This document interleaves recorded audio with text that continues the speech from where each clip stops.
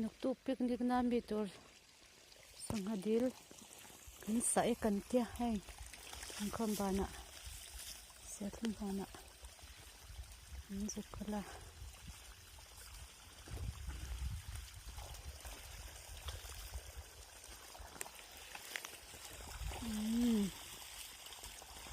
aho thakop chops này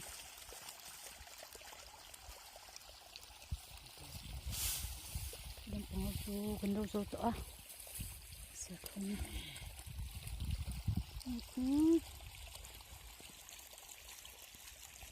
số lượng bằng mồi số gần đây đâu rồi đâu đi quá toàn kịp làm nhá phải chọc pia nè